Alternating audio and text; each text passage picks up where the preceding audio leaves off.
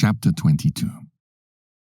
A slothful man is compared to a filthy stone, and everyone will hiss him out to his disgrace. A slothful man is compared to the filth of a dunghill. Every man that takes it up will shake his hand. An evil-nurtured man is the dishonor of his father that begat him, and a foolish daughter is born to his loss. A wise daughter shall bring an inheritance to her husband, but she that liveth dishonestly is her father's heaviness. She that is bold dishonoureth both her father and her husband, but they both shall despise her. A tale out of season is as music in mourning, but stripes and correction of wisdom are never out of time.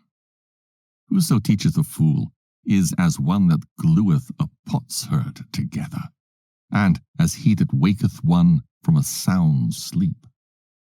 He that telleth a tale to a fool speaketh to one in a slumber. When he hath told his tale, he will say, What is the matter?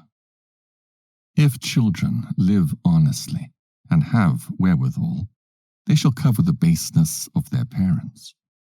But children, being haughty through disdain and want of nurture, do stain the nobility of their kindred. Weep for the dead, for he hath lost the light, and weep for the fool, for he wanteth understanding. Make little weeping for the dead, for he is at rest, but the life of the fool is worse than death. 7 days do men mourn for him that is dead, but for a fool and an ungodly man all the days of his life. Talk not much with a fool, and go not to him that hath no understanding. Beware of him, lest thou have trouble, and thou shalt never be defiled with his fooleries. Depart from him, and thou shalt find rest, and never be disquieted with madness. What is heavier than lead? And what is the name thereof? But a fool. Sand and salt and a mass of iron is easier to bear than a man without understanding.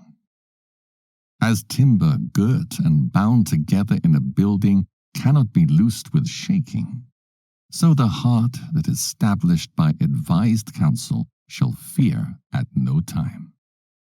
A heart settled upon a thought of understanding is as a fair plaistering on the wall of a gallery. Pails set on an high place will never stand against the wind. So a fearful heart in the imagination of a fool cannot stand against any fear. He that pricketh the eye will make tears to fall, and he that pricketh the heart maketh it to show her knowledge. Whoso casteth a stone at the birds frayeth them away, and he that upbraideth his friend breaketh friendship. Though thou drewest a sword at thy friend, yet despair not, for there may be a returning to favour. If thou hast opened thy mouth against thy friend, fear not, for there may be a reconciliation, except for upbraiding or pride or disclosing of secrets or a treacherous wound. For these things every friend will depart.